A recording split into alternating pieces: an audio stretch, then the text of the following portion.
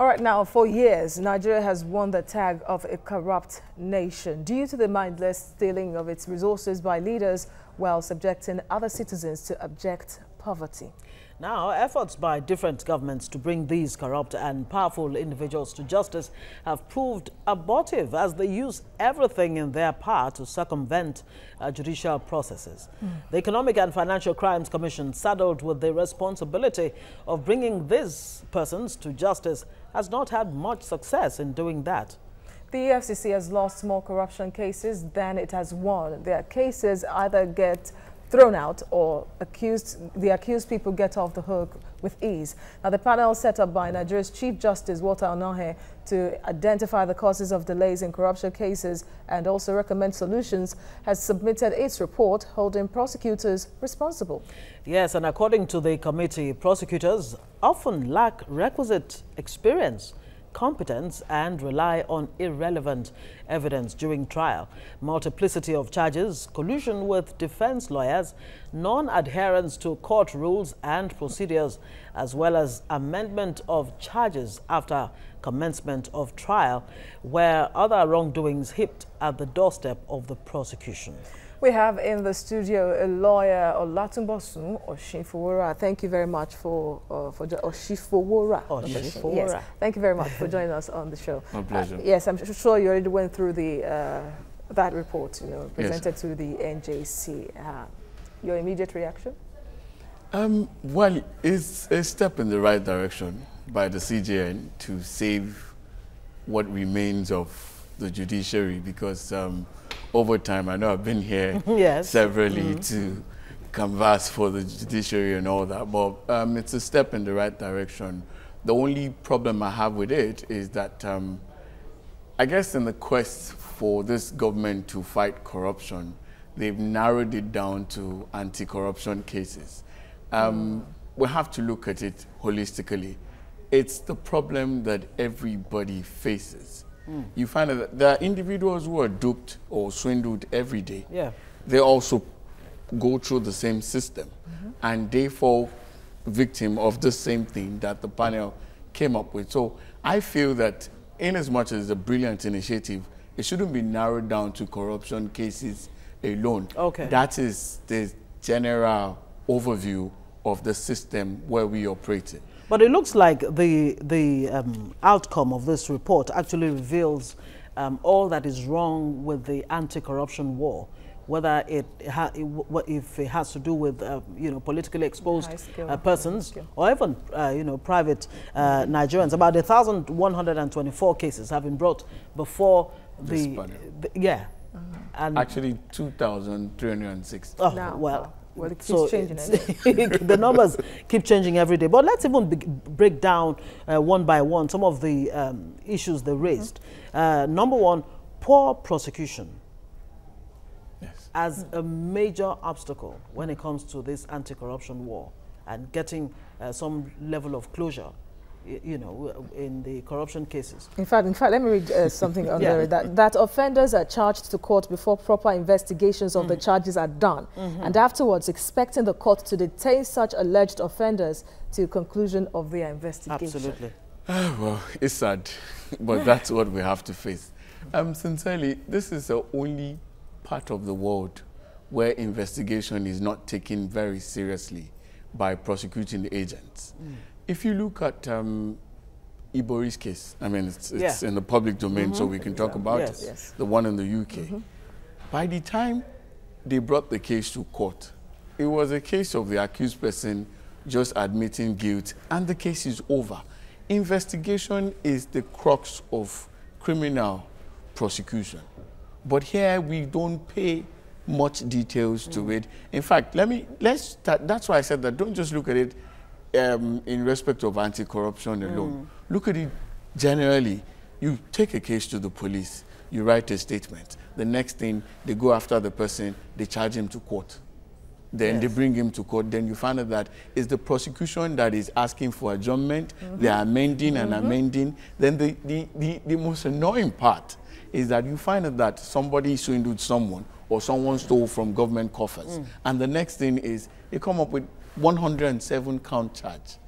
Come on. Multiplicity of charges. If you So understand that if you what don't nail him for 10, yeah, at least you nail him if for we 1 or don't, 2. it's like, Yeah. you know what the Yoruba people call EJ, UJ. You know, I mean, you're gambling with, you know, charges. It's not done. It shows that you don't know what you're doing. Because if you do, you come up with 4-3 or basic maths Strong 5 ones. strong points, and Yes. you know that you can nail this person on this. But going back to investigation, everything falls on investigation. Because you have to know, at the level of investigation, you must have, you know, dotted the I's and crossed the T's. Then you can now come up with something that even the defense cannot, they will probably be asking for a plea bargain or finding a soft landing for the defendant. But here, you know, when you know, I mean, lawyers just sit down like, they are coming, let them bring this in. And you counter it. And that's why you find out that is either the government doesn't understand this fight about anti-corruption or they are not serious about it. But see, don't just blame the prosecution. They talked about training. Yes. I love this report, part of their comprehensive recommendation. report. Yes. You need to train and retrain. Criminals are getting sophisticated every day. They don't look at ordinary Yahoo boys. They come up with ingenious things. You saw what you showed 2 days ago, the doctor guy.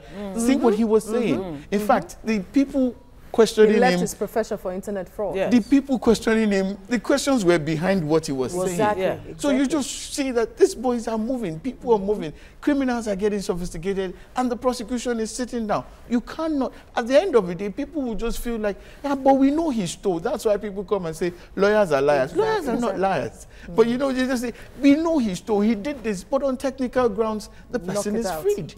So then, so charges, all those funny things, they need to train. Now, let me shock you. Yeah. Do you know that most cases start from the magistrate court? I'm not just looking at anti-corruption at all. I'm looking at it holistically. Do you know most of these prosecutors are not lawyers? Oh. I'm telling you for free. Really? Yes. So how do they become prosecutors if they're not lawyers? I don't know how. I don't know how. You mean all those tall prosecutors I see at Igboshere, for example? A lot of them. necessarily- Almost all of them. In fact, the policemen, most of them will now go and study law privately. Maybe because they found themselves on the job. But the requirement, they're not lawyers.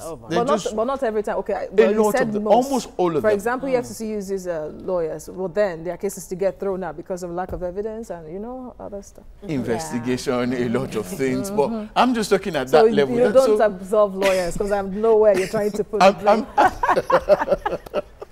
But you know what, let's narrow it down to the reason that the CJN has given.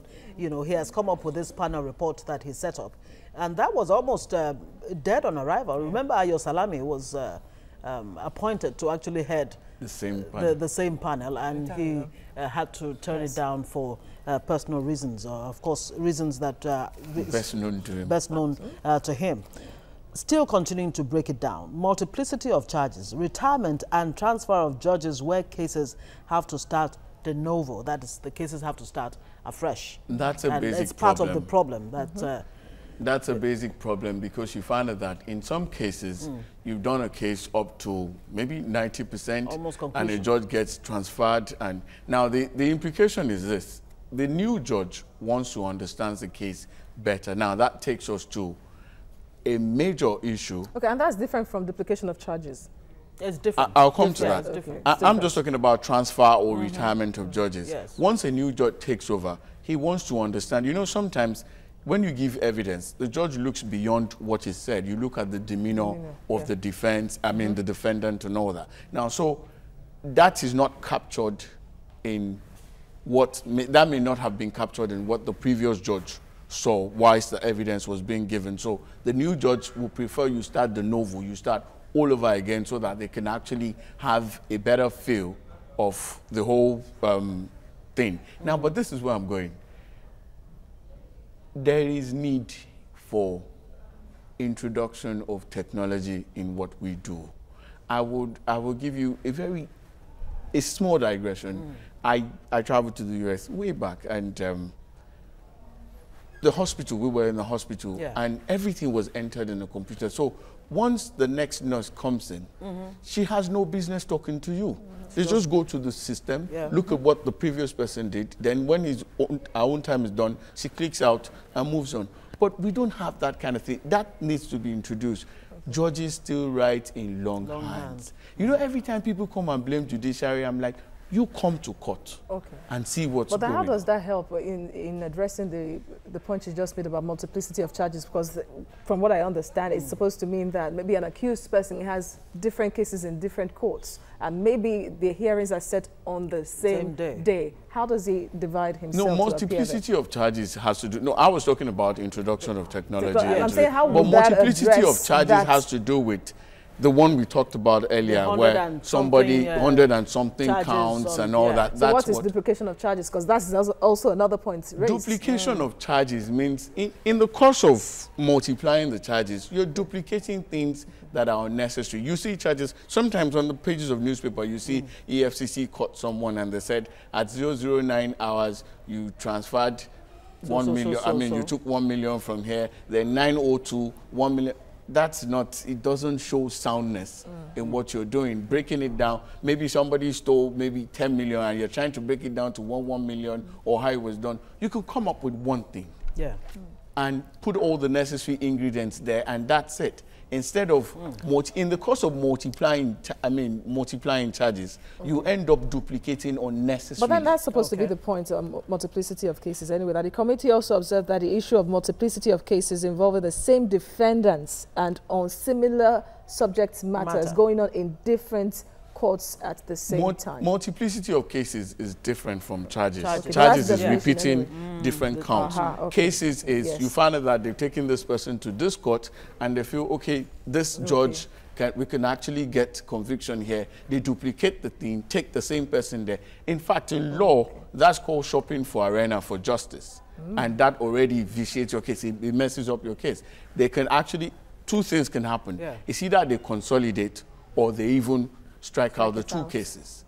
Does that amount to double jeopardy, or is it a different thing? Double jeopardy, persecution. You've gone beyond prosecution. You've gone into persecution, because if I'm looking for every available means to convict you and I'm multiplying your cases, it's against natural justice. It's interesting you even talk about that, prosecution versus persecution. What would you say is the norm right now in terms of fighting this corruption? Are we more involved in persecution rather than actual prosecution that can get... For most of the politically tainted cases, you find more of persecution than prosecution.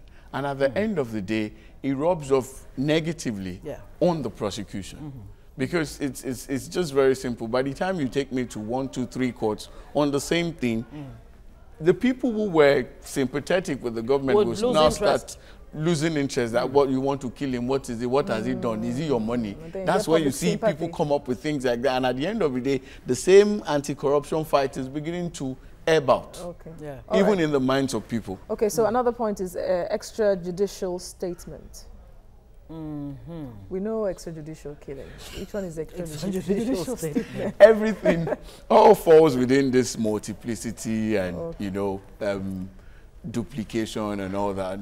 And then things that, you know, sometimes another problem I have with the prosecution, particularly in this anti-corruption fight, is they do more fight on the pages of newspapers than in sensational prosecution that come to court, come and fight in court, leave the news, you know, before you know it, sometimes you find out that they're taking someone to court and it's already in the papers.